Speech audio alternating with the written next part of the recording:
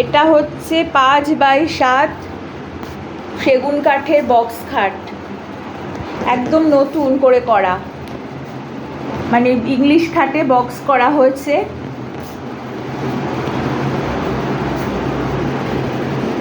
Total 5x7।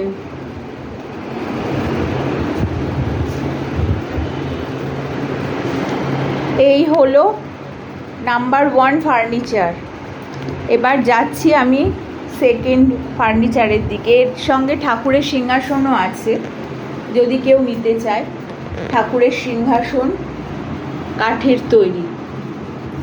আচ্ছা, এবার আসছি ডাইনিংয়ে।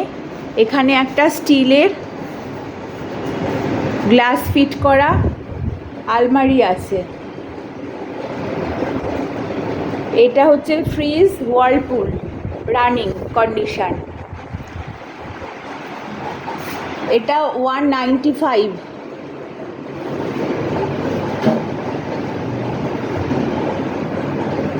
এই হচ্ছে ফ্রিজ। এদিকে আছে চিমনি ডার্ক কিচেনে।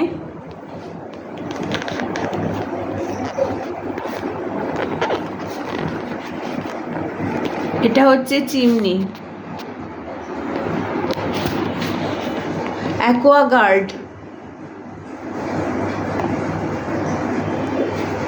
আচ্ছা, এবার 6 চেয়ার্স, পুরো উডেন চেয়ার, কাঠের ডাইনিং টেবিল, নতুন করে এটাতে গ্লাস ফিট করা হয়েছে। 6 চেয়ারের ডাইনিং টেবিল। বাবু ওইগুলো একটু সরাতো, এই সোফা আর টেবিলের ওপর থেকে এগুলো সরাতো। আর এটা আছে বক্স আলনা, এটা একেবারে নতুন করে করা। এটাও সেগুন কাঠের সব ফার্নিচার। এটা হচ্ছে বক্স আলনা। আলমারিটা বন্ধ কর।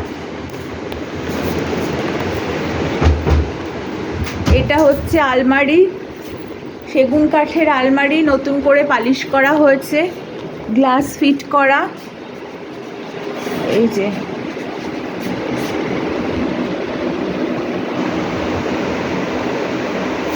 আলমারির ভেতরটা একটু খুলে দেখিয়ে দিবি? আলমারির ভেতরটাও খুলে দেখিয়ে দিচ্ছি। এই যে লকার সিস্টেম। এই হচ্ছে আলমারির ভিতর। এর সঙ্গে আছে এখানে ইংলিশ খাট।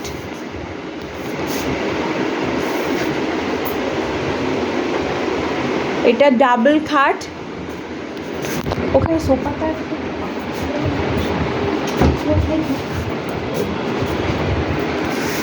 এটা হচ্ছে ডাবল বেড, মানে সিঙ্গেল দুটো খাট অ্যাড করা, আর পুরো খাটটাকেই খোলা যাবে সেইভাবে সেটিং করা আছে। এটাও সেগুন কাঠের পুরো খাট, এটাও পলিশ করা। আর একটা হ্যান্ড মেশিনও আছে এখানে, দেখা যাচ্ছে না ওইভাবে। আচ্ছা, এবার আমি যাচ্ছি। এই যে টি টেবিল, সানমাইকা ফিটিংস টি টেবিল, দুটো সোফা চেয়ার, সোফার দুটো চেয়ার। এটা আছে ইনভার্টার, এক্সাইড ব্যাটারি আছে। আর এটা আছে আর একটা টি টেবিল। এই হচ্ছে টোটাল ফার্নিচার যেগুলো আমরা সেল করব। এবার কি প্রাইস কে দিতে চাইছে প্লিজ একটু জানিয়ে দিন।